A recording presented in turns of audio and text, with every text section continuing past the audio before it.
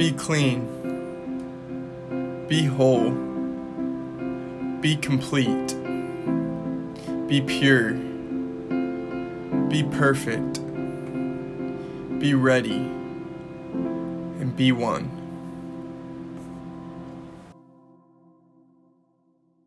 Hey, today's tool is the armor of God.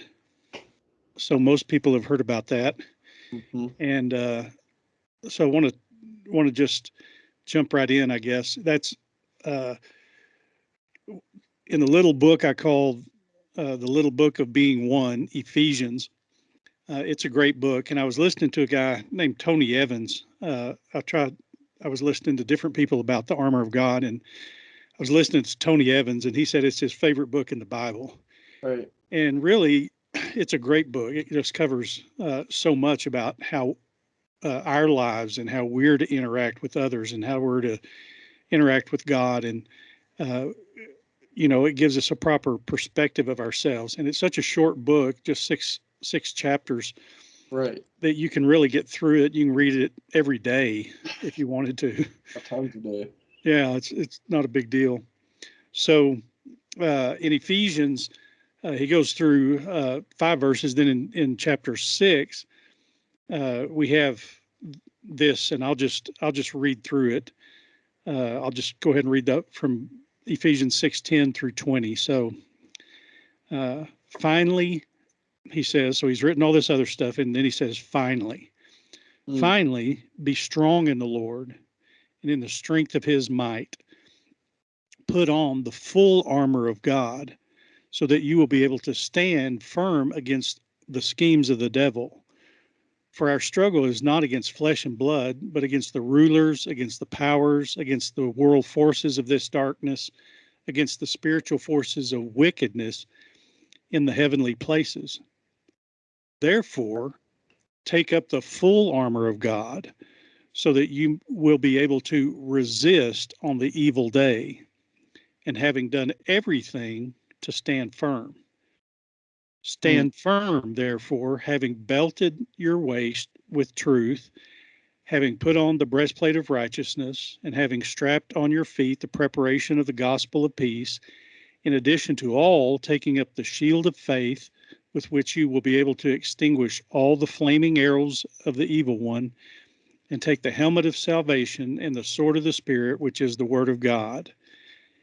And then he says, with every prayer and request, pray at all times in the Spirit, and with this in view, be alert with all perseverance and every request for all the saints, and pray in my behalf that speech may be given to me in Christ Jesus for good works, which God prepared beforehand so that we would walk in them. Who wrote this? Paul. This is one of the Paul wrote 13 books, and this is his most, it's his most concise and probably best little word out there for the church. Right. And I haven't read through all of his books in the New Testament.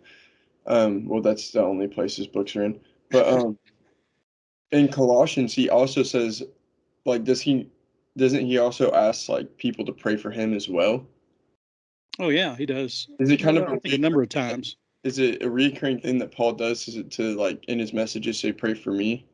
Oh yeah. Because when he actually, like, wrote these books, who was he sending these messages to at the time? Well, he was, being an apostle, that means to be sent out. You're sent out. So there are pastors who are around, there are teachers, there are people in your local community, and then there's that person that's sent out to go different places, to go out into all the world, and Paul, that was Paul's calling, to go out to the Gentiles. And so there were different groups of them out there when he would see them. So it'd be like if I went to Fort Worth, okay, you people in Fort Worth, here's this. If I went to Denver, you people in Denver, here's this. Right. I will go to, London, you people in London, here's this. It's kind of just like he would take his messages and take it just everywhere. Right. So there's a town in, which is in Turkey, actually today, called Turkey, the country of Turkey, but it's Ephesus. And Ephesus it's on the west end of Turkey today, and it was pretty big city for the time. And so he was talking to the Ephesians, the people in Ephesus there. In Colossians, he's talking to the people from Colossae. and Galatians. There's actually Galatia is not a city; it's more like a territory, or a you could even think of it as a big county, or maybe like West Texas or something like that, or it's an area. It's not one city. So there's just different. You know, Romans is to the people in Rome. Thessalonians is to the people in Thessalonica. Now, Right. Timothy is to Timothy. That's to a person. The land of Timothy. Yeah. But so anyway, this is to the people in Ephesus. But really, what happened is back in the day, people wrote down, like he would write a letter, and a lot of his letters have some of the same themes in them, because he's going from his writings and he's trying to send that same message out to different people. And so, so he's kind of hit some great points here in Ephesians, especially with this armor of God that we're going to talk about today. Do you have any other thoughts about him on that right now? No, I'm just I'm actually just writing down what like each like armor kind of represents. Oh, okay. Well, we'll go through them. So yeah, and I figured you would want to go through them in depth even more. But I actually read that wrong a minute ago. When I hit verse 19, I went to the wrong page. Let me read this. With every prayer and request, pray at all times in the Spirit, and with this in view, be alert with all perseverance and every request for all the saints, and pray in my behalf that speech may be given to me in the opening of my mouth, to make known with boldness the mystery of the gospel, for which I am an ambassador in chains, that in proclaiming it I may speak boldly as I ought to speak. So he's wanting to speak boldly.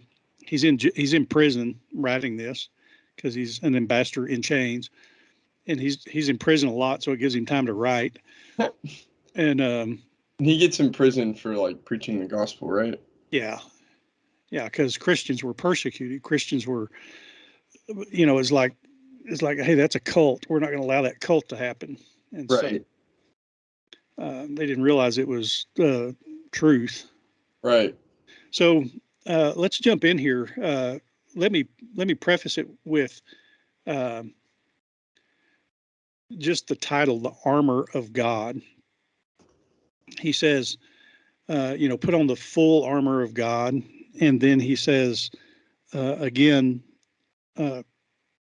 take up the full armor of God. So put it on, take it up. Now, why do we need armor? What's the reason? Well, he gives us the reason. Right. He says, our battle, our struggle is not against flesh and blood. Mm-hmm. So this is real important. This is real important for Christians. People immediately want to do battle with other people. Okay. You said something about my kid, and I'm going to jump on you, and blah, blah, blah. And we're going to start arguing. Or you said something about me, or, we're going to start arguing. And yet, you need to realize that the battle is not against flesh and blood. There's a spiritual battle that's going on there. There are two verses. Let me in Ephesians, see if I can find them here. Well, 2:6, I believe. And so in Ephesians 2:6, so he made us alive together with Christ in 2:5. And then in 6, he says, and raised us up with him and seated us with him in the heavenly places in Christ Jesus. So God has raised us up, and we are, we will be in eternity seated with Jesus, but we are now seated with Jesus. So there's the reality is that there's a spiritual world, and there's a physical world that we see. And of course, there's a mental, emotional world and stuff, but the spiritual reality is that we are with Christ. We are one with Christ. And then in Ephesians 3:10 it says, in order, well, let me start with 9. Let's see. And to bring to light what is the administration of the mystery which for ages has been hidden in God who created all things. So there's this mystery abounding, in order that the manifold wisdom of God might now be made known through the church to the rulers and the authorities in the heavenly places. So he says,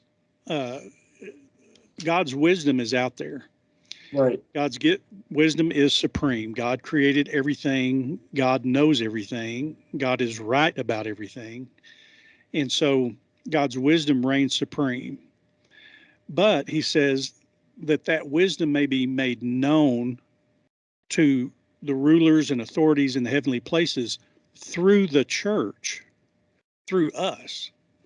So we are given power to know the wisdom of God and to place that on those rulers, authorities, those powers in the heavenly places.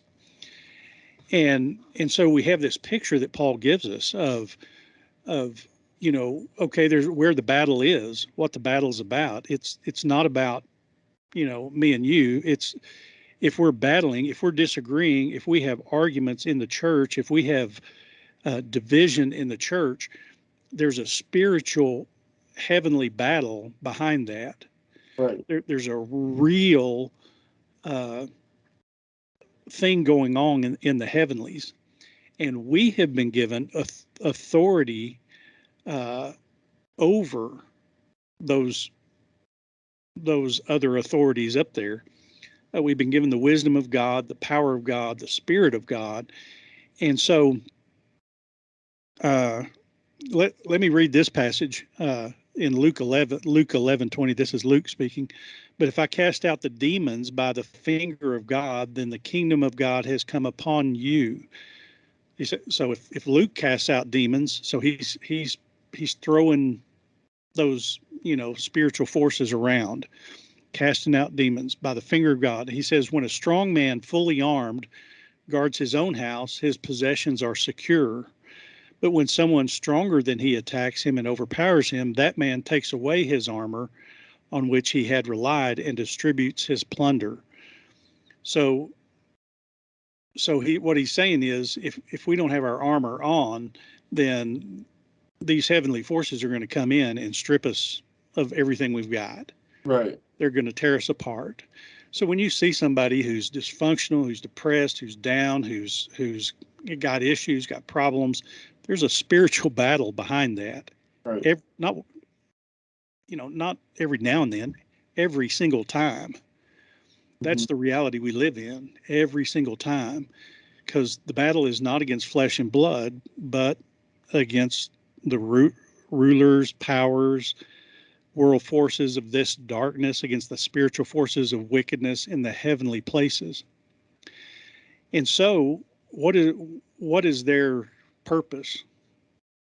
To bring about evil. Right. They're going to bring evil. So it says, put on the full armor, or take up the full armor of God, so that you will be able to resist on the evil day.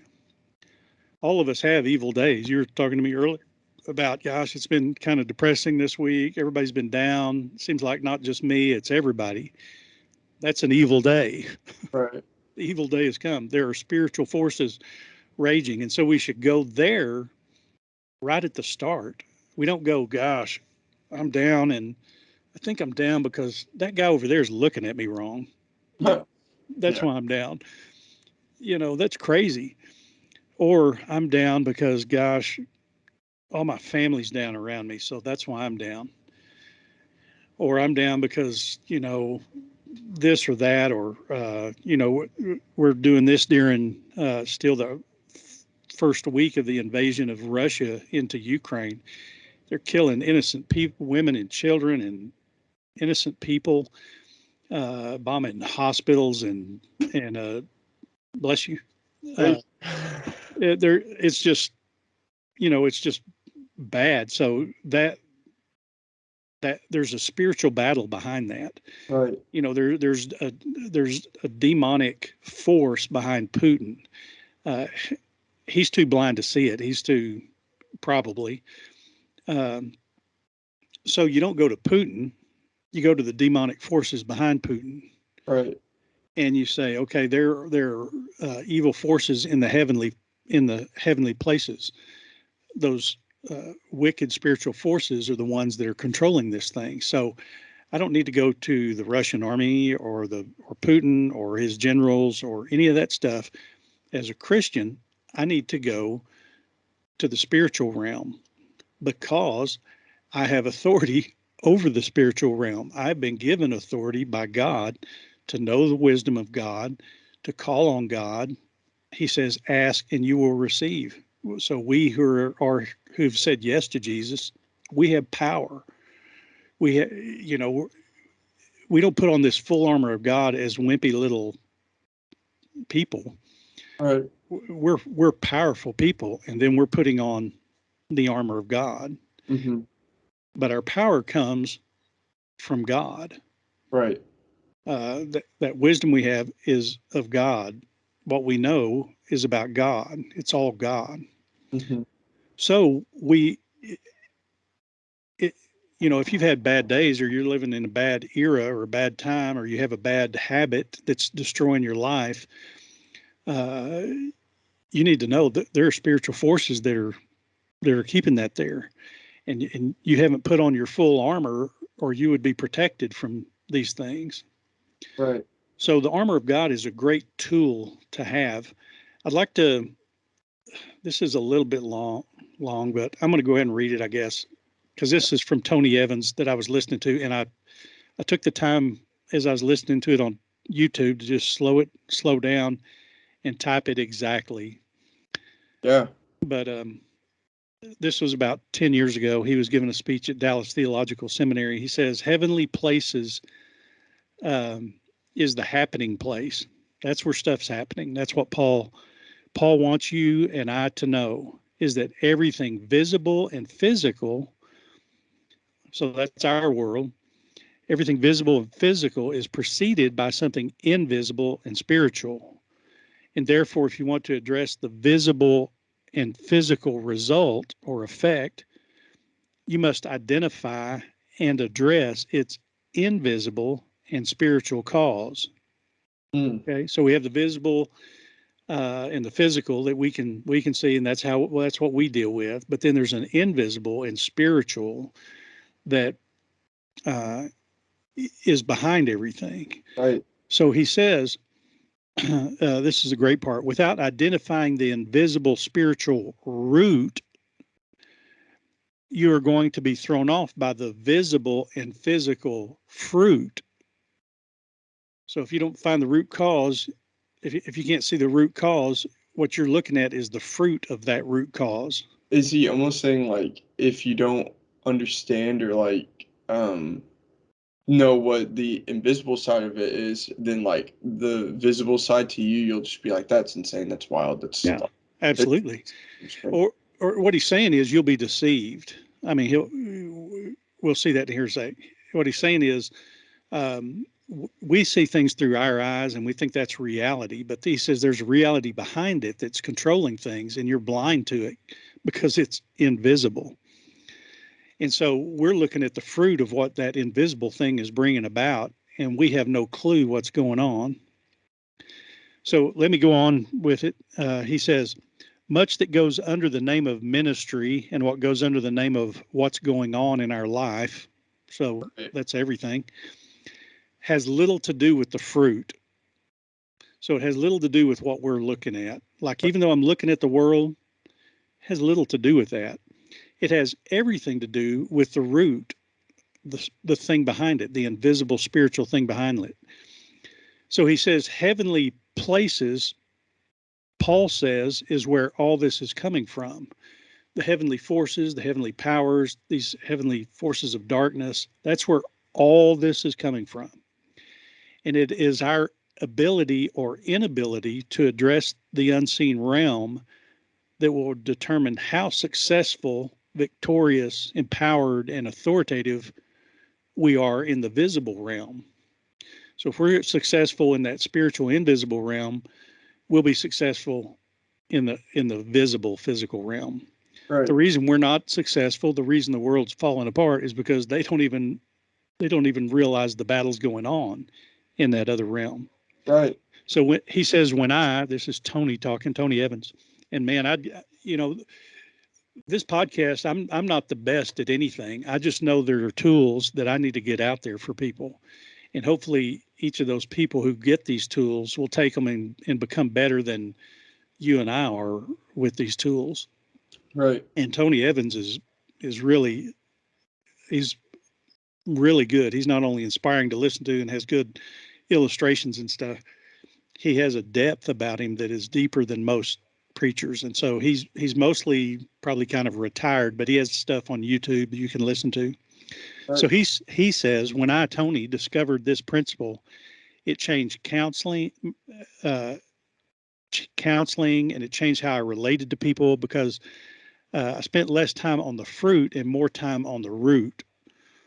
So I spent less time talking about the fruit of everything, what the people were talking about, and I delved right into the invisible, the spiritual side of it. And he said, when I could get to the root, I could see fruit change. That's it. That's the key right there. If you understand what Paul's saying, our battle is not against flesh and blood, but against the heavenly powers, forces of darkness, wickedness in the heavenly places.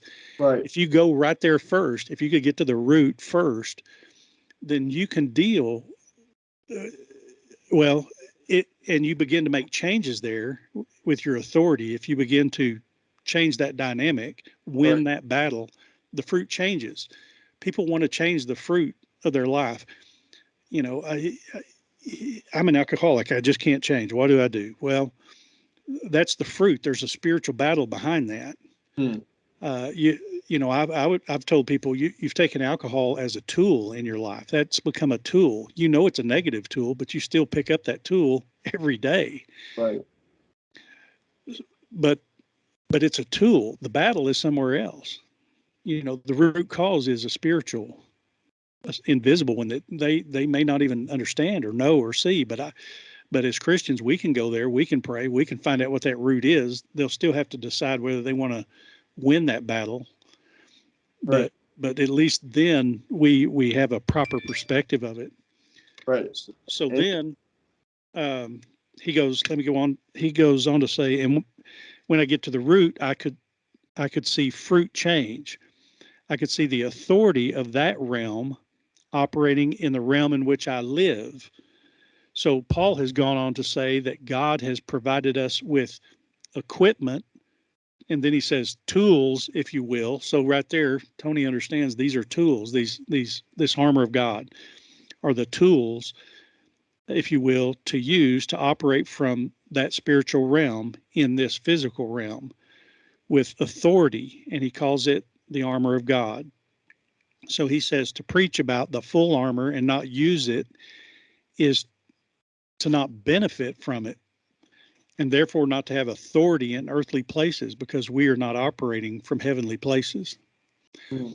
So I remember have you seen The Matrix? Is that kind of an old? Okay, well, it's kind of an old movie now, but when it came out, there were preachers preaching on it. And the reason is because it kind of gives this idea that there's another realm that we can't see. Yeah. And that's the reality. And you do battle in that reality, and it changes our reality in this physical world. And so they use that a lot to talk about, and it probably does help you understand things better. See, like a very visual, something you can see. Yeah, and the spiritual world is different. So Keanu Reeves, who's Neo in this other world, he's out there. He's learning that, man, I can stop bullets. Wow, that's cool. And then he's learning a little bit later, hey, I can fly and jump around. Hey, I can be Yoda and flip and flop and do all this stuff. And and then he's learning, hey, I can move buildings and change the physical world around. And all of a sudden he's in this different realm. Right. And that's what Paul's talking about here. There's a different realm, the heavenly realm. Right. And we don't understand it. We're clueless to it. We don't have, as Jesus says, and it often says in the Bibles, we don't have eyes to see and ears to hear. So what Paul says is, I'm just laying it out for you. That's why Ephesians is so great. He just lays it out in Ephesians. Yeah. I'm not writing this huge book. I'm just writing a simple book, and I'm laying it out. Every word is important. Here it is. Here's the heavenly battle. We've been talking around it, seems like, but I'm laying it out plain. There's a heavenly battle. So now you need the armor of God. You need these tools on you. So if you're out there listening and you haven't been convicted yet, you need to be, because there's a spiritual battle raging in every single person on the face of the earth. Mm-hmm. Because that's what Satan does. That's what the third of the angels who left heaven, that's what they do. They want to steal, kill, and destroy. They want to bring about the evil day that Paul is talking about here. We need to resist on that evil day. Some days seem pretty good, and then the next day, wow, this is messed up. I thought I had plenty of money. I don't have any money now. I thought I had things worked out in my job and everything was going great, and now it's a mess. My boss doesn't like things, or I'm the boss and none of my workers are doing anything right. And now, that little evil comes in, and we focus on the fruit of it. We focus on the things in front of us that we can see, and we're fools, because the battle is raging in the heavenly places. Right. So we need the armor of God. We need eyes to see that, but then we need the armor of God to resist and stand firm in that evil day, because the evil day is in everybody's life. It's around us.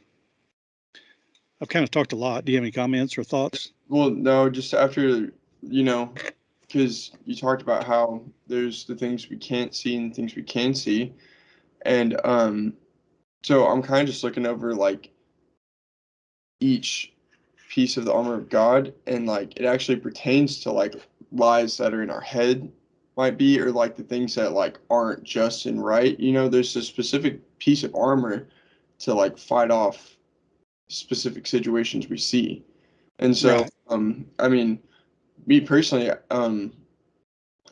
it's kind of what clicked for me is that like I kind of thought about the things we can see and things we can't see as like kind of like the percentages of water to land on the earth.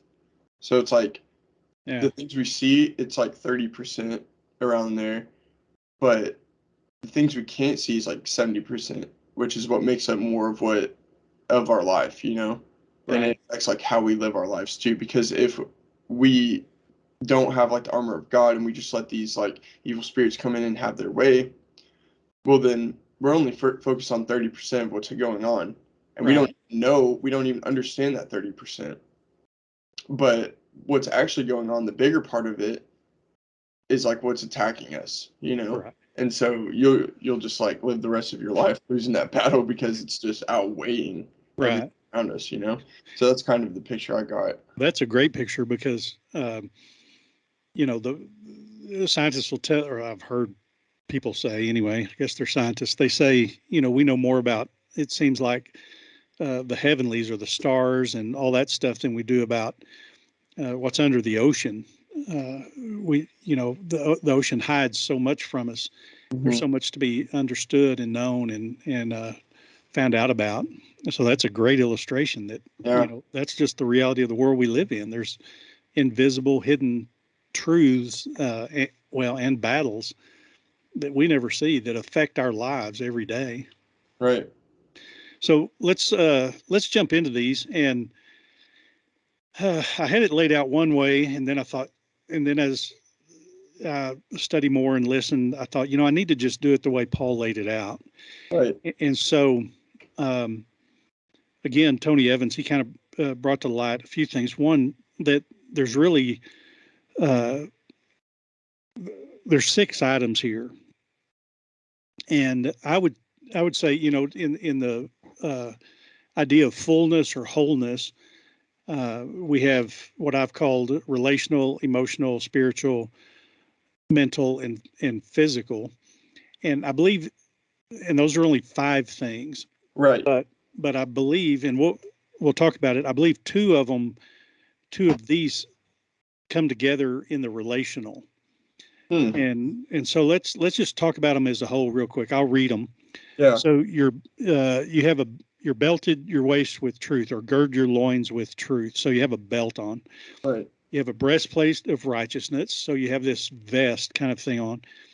You've strapped your feet with the preparation of the gospel of peace. So you have shoes on. In addition, you have a shield of faith. So you have a shield out here. Then you have the helmet of salvation. So you have a helmet on. And then you have the sword of the Spirit.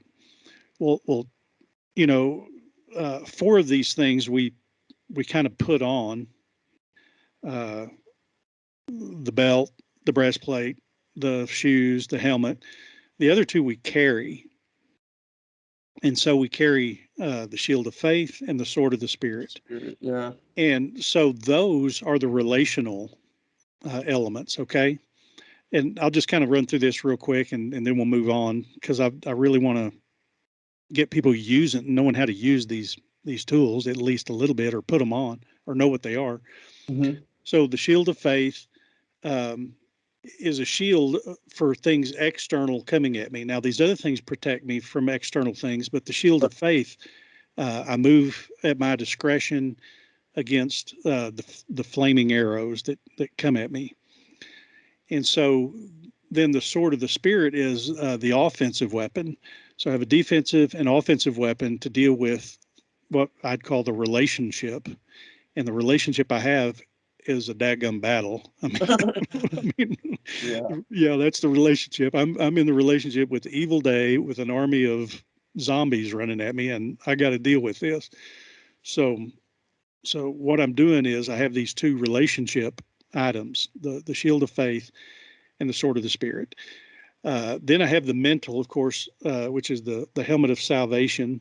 Mm-hmm. We'll jump there, or I guess we ought to jump to the emotional. I would call the emotional the gird your loins with truth. So you have this belt on, and the belt is a belt of truth. And so truth, we have the 2 10 commandments with that would be, if it's the emotional, is 2, which is you shall not serve or worship idols, and 9, which is you shall not bear false witness. So you have false idols, and then you have a false witness, and so we're putting on a belt of truth. So that's the emotional one, and I won't get into the weeds of all that, because Right. we could go on and on and on about all these tools. Yeah. Then you have the breastplate of righteousness, which covers our heart, our lungs, our vital organs, and so that is the spiritual. That is, don't take the Lord's name in vain. Well, where does the Lord's name reside in the Old Testament? The priest would, in the temple, would put on this vestment, this breastplate, and it had these 12 stones on it, the 12 that represented the 12 tribes of Israel. Right. It was a breastplate of Urim and Thummim, anyway, something like that. Really different. But it was a breastplate of judgment. So basically, it's the idea is you're either right or you're wrong. Right. The priest is to represent righteousness, and that breastplate represented all the tribes being right with God, and so it's this judgment. The spiritual is just that: you either choose God or you choose the devil, basically. Right. Or you And don't. You choose God or you don't. yeah, so the breastplate is the spiritual. So we have then the helmet is the mental. Um, it covers the mind. It protects our mind. It's called the helmet of salvation. So uh, anyway, it's covers the mental mind, and then of course Right. the thing that attaches us to the physical world are our feet. It moves us along in the physical world. So that is, we are to put on shod our feet with the preparation of the gospel of peace. So they all of these items cover the wholeness of who we are, the wholeness of God. Right. Just like the Ten Commandments, the two great commandments, the these armor of God covers uh, us completely, covers every area of our life: relational, emotional, spiritual, mental, and physical. So you could if you talk to people, you can say, I don't understand what it all says, but Rick said that it's going to cover me completely. If I mean, there's not a single thing that's not taken care of here. Right. People might say, well, my legs aren't covered, my lower back's not covered, whatever. I'm thinking, you have to be able to move, you have to be able to get around. So he touches base with the core of the armor of God. He also gets this, of course, from the Roman army. He's looked at these Roman soldiers and he said, okay, there's their armor. I'm going to talk about it in terms of God's armor. Right. And uh, so let's go through some of these. Yeah. You're belted or girded at your waist with truth. And so I brought some things. I know if you're on the podcast, it's one thing, but we do have this on YouTube, and so there will be a visual. And so I brought some visuals, but I'll talk about them. So uh, I brought these. These are my 3 belts that I wear. I have about 10 or more belts. I don't wear any of them except these 3.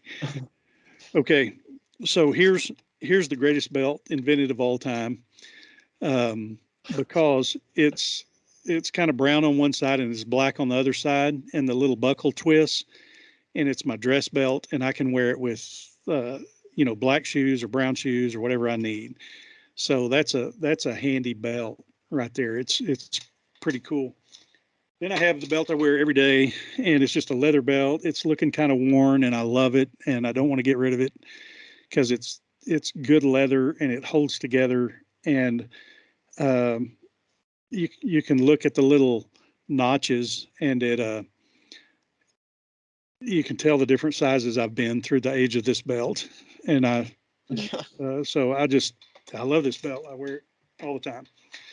But this belt right here, this is just a solid leather. It's not seamed or anything. It's just a piece of leather. And this is the belt I wear in the oil field. So when I go out into the oil field when I'm working, driving a truck or whatever I'm doing, I never know if I'm going to be on um, a pad where I have to have full FR, which is fire resistant. It's required. You have to have it out there. You have to have certain things, and we'll talk about that. So, but I just put this belt on every day. It's solid. I know it's my work belt. It cleans up good. If I get oil or crud all over it, I can just clean it real easy. And so I have this belt. But on this belt, I always put this. This is my little Leatherman tool. I've had this about 40 years. And in fact, I just had to sew up finally this case this year because it broke open, this little leather case. But it's my Leatherman tool. And people would think, well, you don't use that often. Well, I use it a lot. I find, just for whatever. If I need some pliers, I got them right on me. If I need a knife, I got it right on. Although I carry a bigger knife in my pocket, but if I need a little screwdriver, a little Phillips, whatever I need, I got it right there, and I just put that uh, on my belt every time I go out into the oil field. So I put my tools on my belt. Right. You know, we had a meal on Wednesday, or no, not Wednesday. Had a meal yesterday, which was Friday, they had a high school meal at the church. You remember those? Oh yeah. So they had one yesterday. There weren't a lot of kids, but they're just starting it back, and it didn't get really promoted big time. But since they didn't have a lot of kids, one of the adults helping works at the police station. So she said, I'm going to just ask if any of the officers in town want to come eat. You know, we live in Andrews. There aren't that many officers on duty at one time. So there were about 3 of them that showed up. The other 3 or 4 didn't, Right. had already eaten or something. So anyway, this one guy walks in, man, he's got his belt on. And guess what's on his belt? I don't know what's on his belt. He's got everything on his belt. He's got a gun. He's got a taser. He's got it looks like one of those Nightstick. Yeah, nightsticks. He's got handcuffs. He's got I don't know what else he's got. It's just loaded all the way. Oh, he's probably got extra clips. He's got. I mean, this guy in Andrews, Texas, is ready for battle. And yeah. And guess where it is? It's on his belt. Yeah. So he puts his belt on, and that belt holds his tools. I forgot to bring it in, but I wish I had. I have an old tool belt that was my dad's, for regular tools in the workshop. And I put my hammer in there. I have some pliers and X-Acto knife, and I have just different stuff, a tape measure, different stuff I have in that tool belt. So I can just grab that tool belt, boom, and I can go. So a belt, it girds up your loins and it cinches things up, but it also holds the tools. Right. Okay. So where do you keep your sword? In your sheath. Yeah, in your sheath that's connected to your belt. That's on your belt. So the belt is the belt of truth. Well, let's talk about one other thing about the belt. A great story we have in First Kings is of Elijah. Remember Elijah, and he's battling these prophets of Baal, and he wins and everything, and he kills them, and then Ahab is going to leave, and this storm's coming in, and Ahab, the king, gets on his chariot and he starts zooming down this mountain because this storm's coming in. Then it says Elijah girds up his loins, so he straps his belt on really, really tight. Right. And it says he outruns the chariot. He girds up his loins and filled with the Spirit. He's outrunning these horses for about 15 miles or so down into the valley of Samaria. I mean, it's incredible. And so, how did he have the strength to do that? Well, he put on his weight belt. Does that make sense? If you've ever been weightlifting, you got to put a belt on to gird up your loins to keep them so your guts don't fall out when you lift up these heavy weights. Right. So not only does it hold your tools, but it holds you together. It keeps you in one piece in the midst of strain, in the midst of trials, in the midst of weight. If you've ever lifted a whole lot of weight, your stomach is just pushing in as hard as it can. So if you have a weight belt, boy, you can amp up what you can lift. And so that belt is the belt of truth. And so truth, it is not just telling the truth or saying things that are true, but it's about being the belt that is based on truth. So what is truth? Psychologists may say, well, how do you feel? Tell me, Aaron, how do you feel? Right. I don't know. They'll just feel fine. Okay. Well, that's your truth. That's your truth, Aaron. That's where you are. Right. And you go, okay, well, great. I hope they're doing a good job. An accountant, well, my brother-in-law's an accountant, and I don't know if he's like this, but what's your truth? What's your bottom line? What kind of finances do you have, and what kind of finances you need, and what do you need it to be? or your financial advisor or whoever that person is. What's your truth? Well, my truth is I need $10 million a month, and well, that's not your truth. What is your real truth? What do you really need? And so they're getting to that truth. A lawyer might say, well, I'm working for you, so it's your truth is whatever you want it to be. Right. Well, I'm innocent. Okay, that's your truth. We're going with that. Here, we'll go defend that. Okay. What about those 5 guys you killed? Oh, well, I'm still innocent. Okay. Well, we'll work with your truth. So it doesn't matter what the reality is. Every person works with a truth in a different way, but there is a truth. There is an objective standard, something that's real, and that's God. Right. God created everything, and God is Jesus said, "I am the way, the truth, and the life." Right. So Jesus is the standard. Jesus is the truth. If you say, "Well, I believe in a lot of good things, but I really don't believe in Jesus," well, you're not believing in truth. There's a lie in there. There's a disconnect. Right. So the belt of truth. Um, I'm just looking at our time too. I think we may need to go into the next one. So this may be part A. Yeah. So if that's all right. So let's try to, well, we'll get through at least this one. So we have, what is your truth? So a great illustration, again, that Tony Evans was talking about. If you go to London, there's this thing called Big Ben, and it's a huge tower, and Big Ben is a clock that sits on that tower. Right. It tells everybody what the time is, and Greenwich Mean Time or something like that. That's supposed to be 0 at the time clock. That's real time. The rest of the world goes off of that, and so we're so many hours. I think I don't know what we are, 5 or 6 hours from that here in the Central Time Zone, and so that's the standard. Okay. So if I'm walking in London in my watch, and I'm wearing a watch right now, and I look at my watch and I go, "Hey, Big Ben's off by about 5 minutes," and then I talk to somebody, maybe my family, who've all set their watches with my watch, and they all go, "Hey, yeah, Big Ben's off by 5 minutes." Yeah, I know. It says that on my watch. Yeah, mine too. Right. So who's wrong? Well, y'all are. We are. But our little group says we're right. Our Right. little group says, well, based on my truth, what is true in my eyes, I'm right. Big Ben needs to change.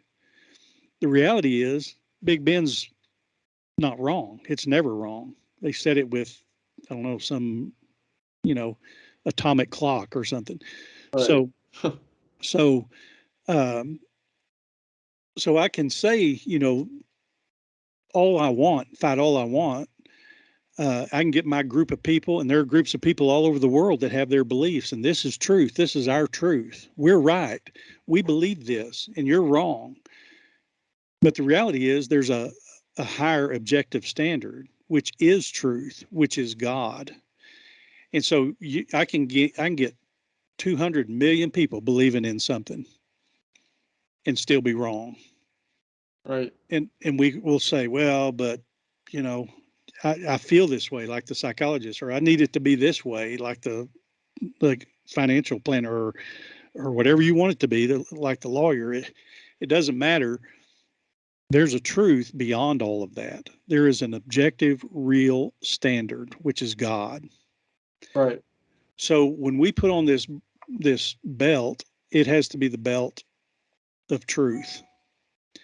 And so, um, you know, whatever is true, whatever is lovely, Paul tells us in another book, whatever is pure, whatever is right, believe in these things. So what he's saying is believe in God, focus on God. God is the core of our of all reality, and we have a battle that's coming against us, but we have to have truth on our belt. So when I put tools, like the tool of saying yes, or the tool of forgiveness, or the tool, it has to be based on truth. I can't put a tool on me that's based on something else, or I'm putting, uh, I'm losing that battle in the heavenly places. I'm letting a demonic force Right. Take put over. that, Man. yeah, Yeah. reside on that belt. So I'm taking this tool up. It could be a tool.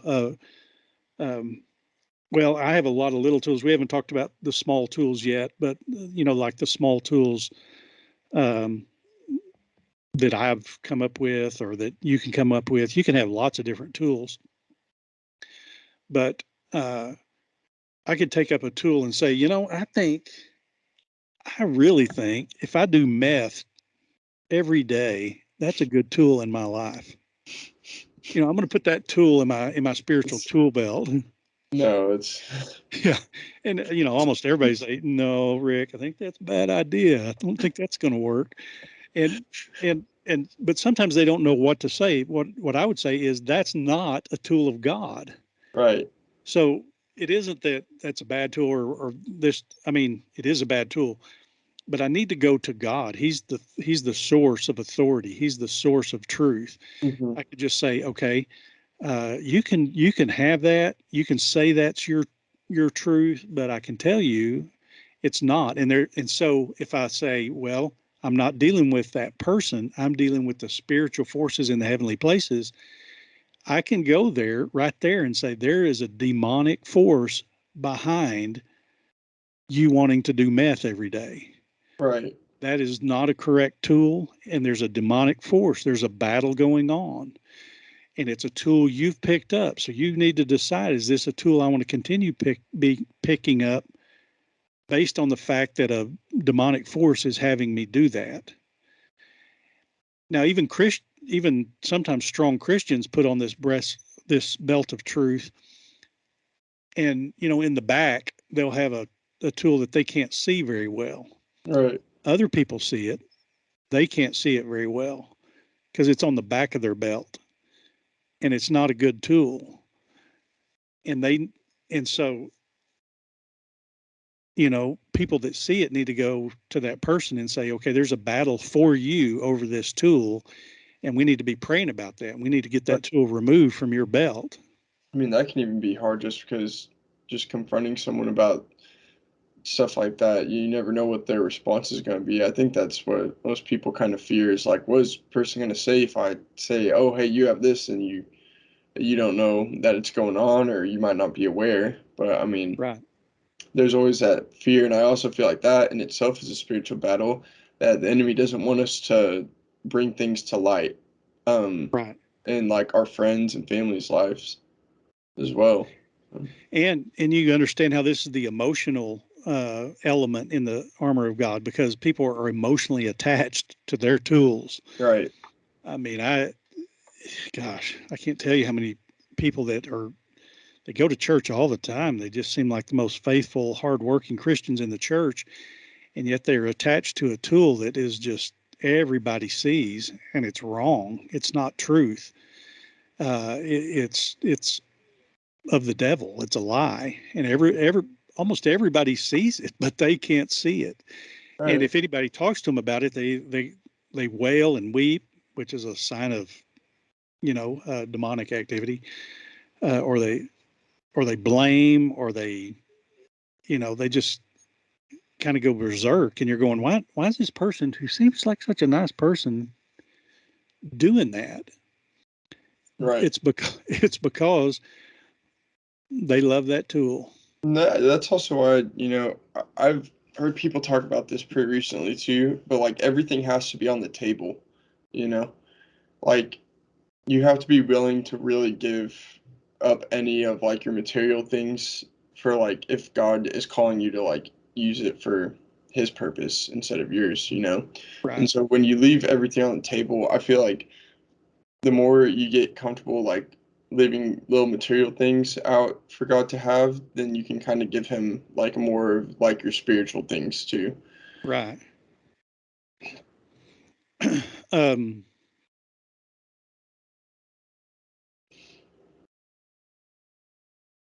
Well, here I'll read a couple of verses. Here's John 8, 31, 32. So Jesus was saying to those Jews who had believed him, if you continue in my word, then you are truly my disciples, and you will know the truth, and the truth will set you free. So, once you know Jesus, you know his word, you're following him, you will know the truth, you'll belt yourself with the truth, and that truth will set you free. It carries the tools and the mechanisms to keep you free and to be with Jesus. In John 14:6, Jesus said, I am the way, the truth, and the life. No one comes to the Father except through me. In Isaiah 5:20, and this is a verse I'd like for people to really look at.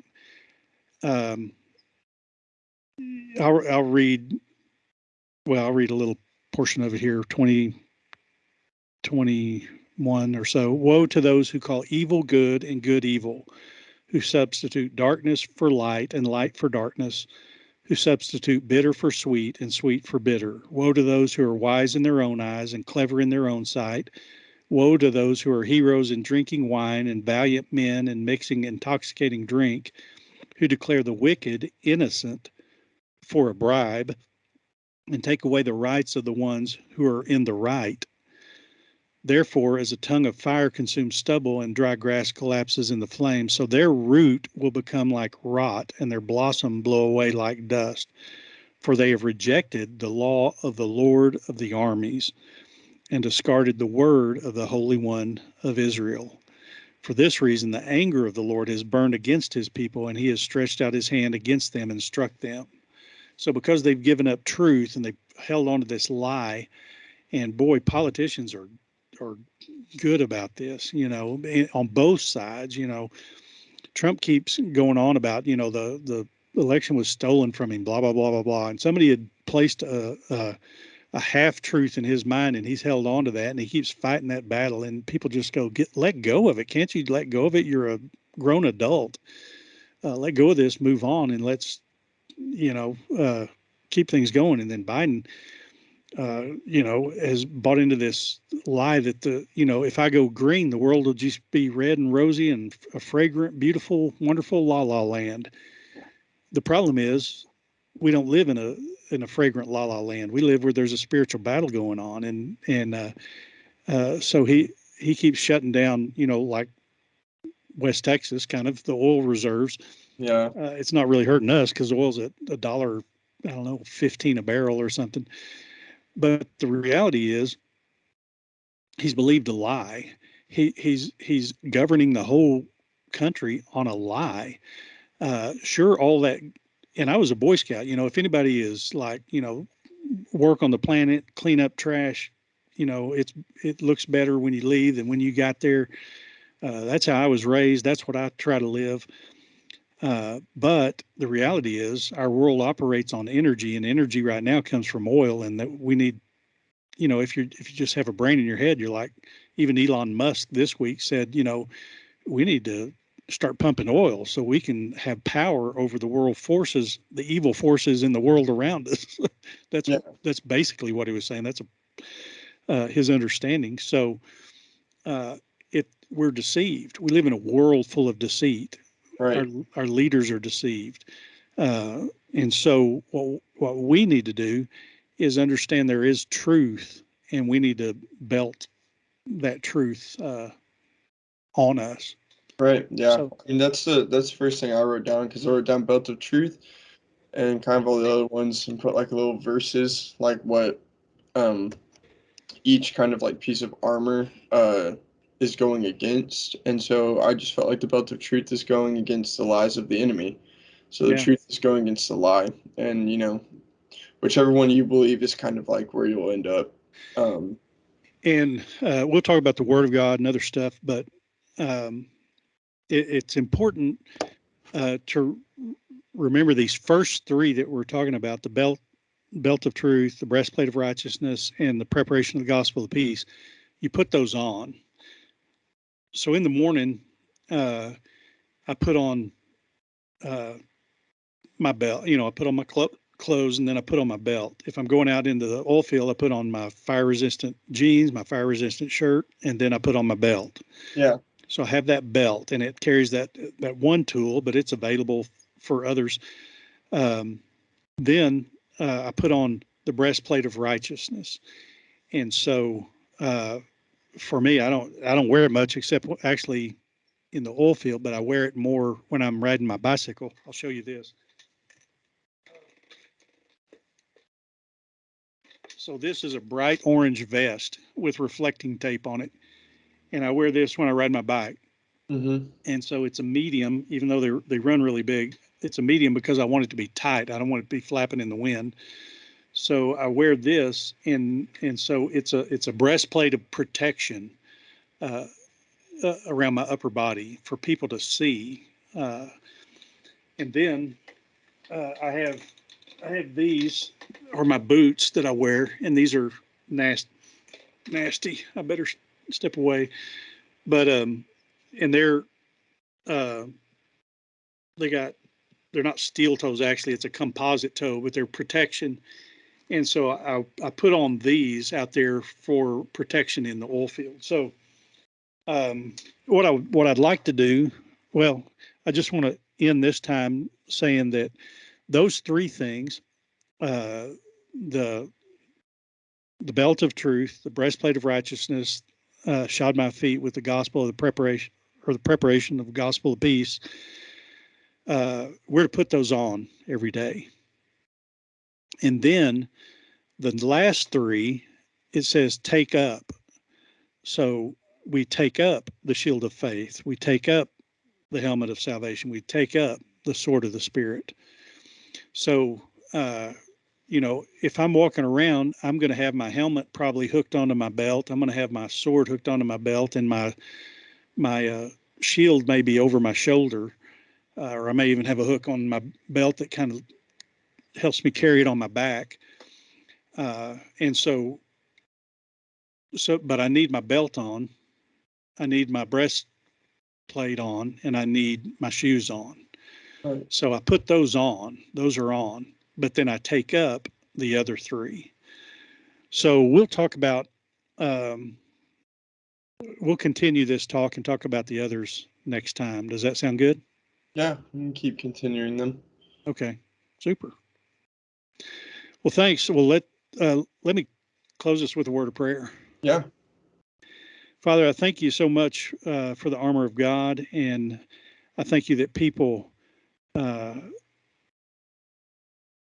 can take it up, that we as Christians can put these things on, that Paul has laid it out for us in such a way that we can see it and put it on and do battle in the heavenly places. So I pray that you would allow us as your followers and your children and the ones who love you, Jesus, as your bride, that we would put these things on and be beautiful in your eyes. So help us do that and be powerful in your eyes, to be worthwhile in this world that we live in because of the work that we do in the heavenly places. So bless us, Father, in that regard. Use us, and thank you for all you've done for us. And it's in Christ Jesus' name we pray. Amen. Mm-hmm. Jesus prayed to his Father 3 times that we may be one. Let's get out there and try to answer Jesus' prayer. Let's go be one.